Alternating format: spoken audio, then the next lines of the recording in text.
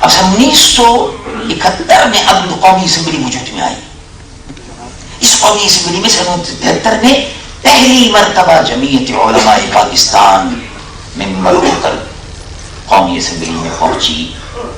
یہ حقیقت ہے. انہوں نے کہا یہ تو حقائق ہے. اور پھر قادیانیوں کے سلسلے میں قرارداد مرتب کی گئی, اس پر دستخط لیے گئے. وہ کس کی طرف سے آئی قرارداد؟ آپ کی بھی دستخط اس پر لیے, آپ نے تو مرتب نہیں کی قرارداد. یہ قرارداد جو 2-3 دن کے مکمل عرصے مسلسل جدوجہد کے بعد مرتب کی گئی, پھر اس پر سب کے دستخط لیے. اور سب کے دستخط دینے کا مطلب یہ تھا کہ کمال اس دستخطوں میں یہ تھا کہ آج بھی خان عبد الولی خان سے اگر آپ بات کریں جا کے تو کہیں گے میں تو سیکولر ہوں, میں مذہبی معاملات میں نہیں پڑھتا ہوں. لیکن آپ کو حیرت ہوگی سن کر کہ جب میں ان کے دروازے پر پہنچا, وہ قومی اسمبلی کے ممبر تھے اور حزب اختلاف کے قائد تھے.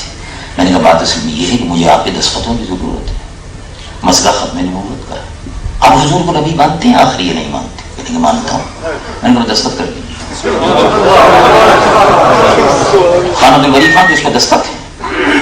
تو چنانچہ بہت سے لوگ یہ جو علماء تھے وہ کہتے تھے بھائی کمال ہے, تم نے سیکولر لوگوں سے دستخط کیسے کرا لی؟ میں نے کہا یہ تو حضور کی ختم نبوت کا معجزہ ہے.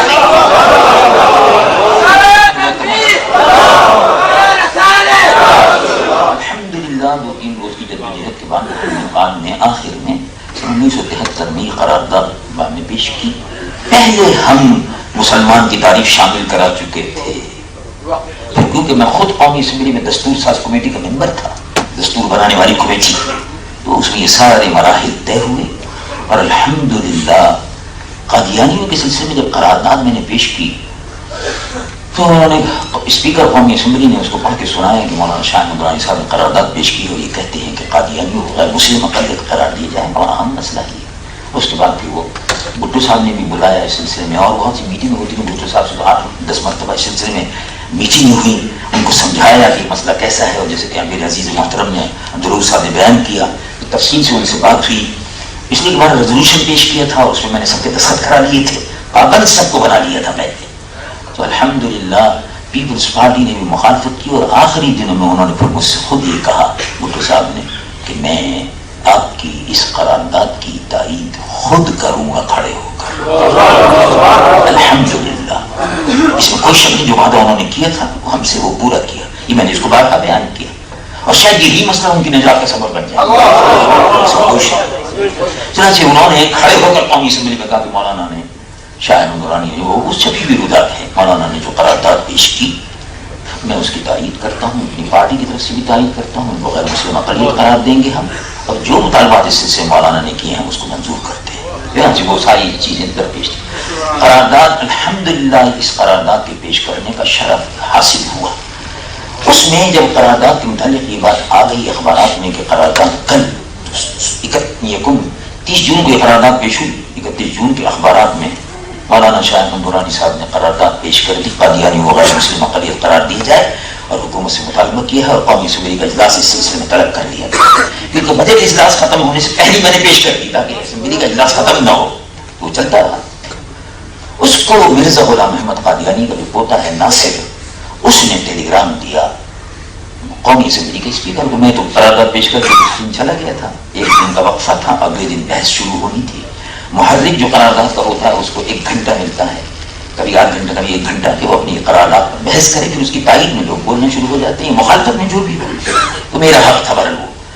اسپیکر نے مجھ کو ٹیلی فون کیا اور کہا کہ میں بڑے اہم مسائل پر آپ سے بات کرنی ہے مجھ کو, اور وہ 2-3 ٹیلی گرام آئے ہیں, ٹیلی فون آئے ہیں, آپ میرے پاس جب اسمبلی میں آئے تو چیمبر میں ملیں مجھ سے. میں گیا. انہوں نے کہا کہ مرزا ناصر احمد یہ کہتے ہیں کہ جب شاہ احمد درانی نے قرارداد پیش کی ہے تو ہم کو بحث کا موقع ملنا چاہیے, ہم کو اس بات کا موقع ملنا چاہیے کہ ہم یہ ثابت کر سکیں کہ جو کچھ انہوں نے کہا ہے وہ غلط ہے. تو آپ کیا کہتے ہیں, ان کو موقع ملنا چاہیے؟ میں نے کہا بالکل ملنا چاہیے. چاہتے ہیں کہ وہ آئیں, وہ تو چھٹتے پھرتے ہیں, ہم تو چاہتے ہیں کہ وہ آئیں. کہیں کہ پھر تو یہ مناظرے کی شکل ہو جائے گی. میں نے کہا وہ یہی چاہتے ہیں کہ ایسے ہی کر لیں, اور یا پھر یہ کہ وہ اپنا بیان دینا چاہتے ہیں, ہم قومی اسمبلی کے ممبروں کو مطمئن کرنا چاہتے ہیں. تو پارلیمنٹ کا سیشن یعنی قومی اسمبلی کا سیشن ان کیمرہ ہوگا. چنانچہ ان کیمرہ یعنی مطلب یہ ہے کہ غیر متعلق لوگ نہ آنے پائیں, صرف ممبران قومی اسمبلی ایک مسئلے کو طے کریں گے پارلیمنٹ ان کیمرہ. میں نے کہا فلاں سیکشن کے تحت آپ بلا سکتے ہیں, بلائیے, اس کو بھی بلائیے. اور میں نے کہا ابھی تو اس کا آیا ہے, وہ لاہوری جو ہے ان کا بھی آئے گا. ہمارا یہ خود ستائی نہیں ہے, ریزولوشن پیش ہو گیا. اور اس کے گواہ ہیں, میں نے کسی سے ذکر نہیں کیا تھا لیکن مولانا نیازی صاحب اس کے گواہ ہیں, اور وہ خود بھی, اور اسی طرح سے اور بہت سے لوگ اس کے گواہ ہیں. صوفی اعیاض صاحب نیازی 8-10 لوگ اس کے گواہ ہیں. حکومت پاکستان کے ایک سیکرٹری جو ہیں انہوں نے مجھے ٹیلی فون کیا, وہ میرے جاننے والے ہیں, وہ کراچی کے تھے. انہوں نے ہی دوسرے لوگوں سے بیان کیا, میں نے کسی سے ذکر نہیں کیا تھا, مجھ سے ذکر کیا.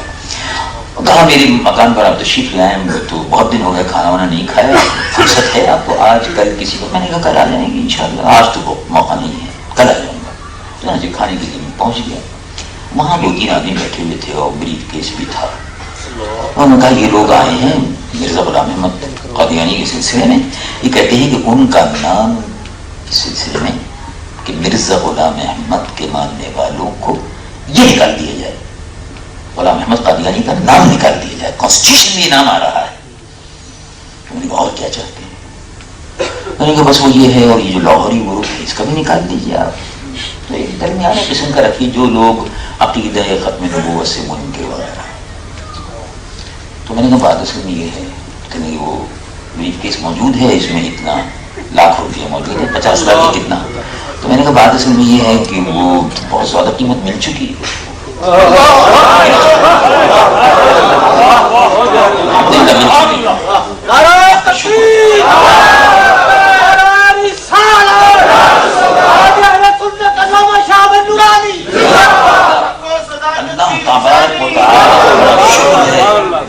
وہ 1 کروڑ روپیہ جو تھا وہ ہمارے عقیدے کو متزلزل نہیں کر سکتا. میں نے کہا دربار مصطفیٰ سے اس کی بہت بڑی قیمت ہے, اس کا تصور بھی کوئی نہیں کر سکتا. میں نے کہا آپ کے ذہن میں بات کیسے آئی کہ آپ ہم کو خرید بھی سکتے ہیں, گولی لگا سکتے ہیں, آپ یہاں سے باہر نکل جائیں. میں نے کہا دوسروں کا مکان ہے, اس لیے میں کہہ رہا ہوں آئندہ ایسی بات نہیں ہوگی, آپ یہاں سے نکل جائیں.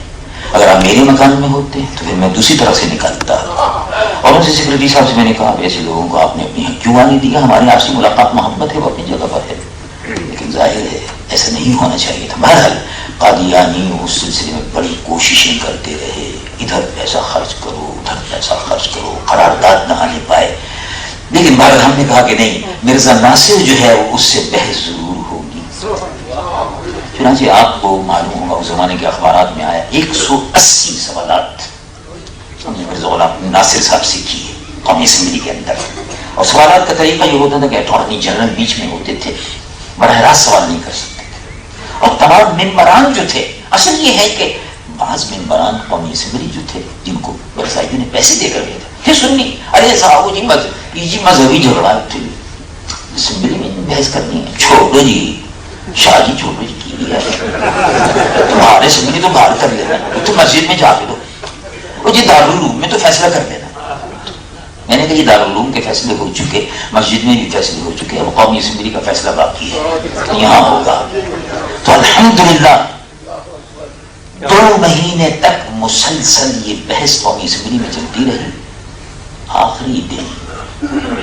آخری دن اب سوال و جواب کی نشست کی 5واں دن تھا, مرزا ناصر احمد سے سوالات ہو رہے تھے. میں نے اٹارنی جنرل کو سوال دیا رات کو, تقریباً 2-3 دن میں تک. وہ اٹارنی جنرل یحییٰ بختیار ہیں, ابھی زندہ ہیں, اللہ تعالیٰ ان کی عمر میں برکت دے. انہوں نے دن رات, وہ ظاہر پیپل پارٹی کے لوگوں میں سے تھے, لیکن اس میں کوئی شک نہیں کہ ایک مسلمان کی حیثیت سے انہوں نے کردار ادا کیا. رات کے 2 بجے تک وہ بیٹھے رہتے تھے, 3 بجے 4 بج گئے صبح, اور پھر صبح 9 بجے اجلاس شروع ہو جاتا تھا. ہمارے ساتھ تو بڑی محنت انہوں نے کی, میں سمجھتا ہوں ہم سے زیادہ انہوں نے کی. تو وہ سوالات ان کو دیتے. میں نے کہا اس سے پوچھیے کہ تل ابیب میں ان کا آفس ہے؟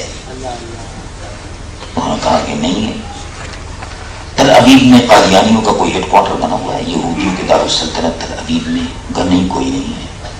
کوئی ان کی عمارت وغیرہ وہاں ہے ان کا نہیں, کوئی نہیں ہے. تو کاغذات ہمارے پاس تھے, یہ کاغذات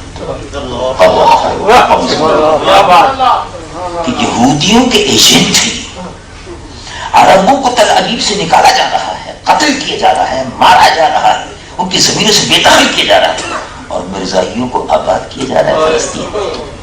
یہودی قادیانی ایک ہے, اس پر بھی لاجواب ہوئے. پھر مرزائیت ایک مسئلہ اور آیا, انہوں نے کہا کہ آپ جو بحث کر رہے ہیں کہ کوئی نبی تشریعی نہیں, زندی نہیں, فلاں نہیں, فلاں نہیں.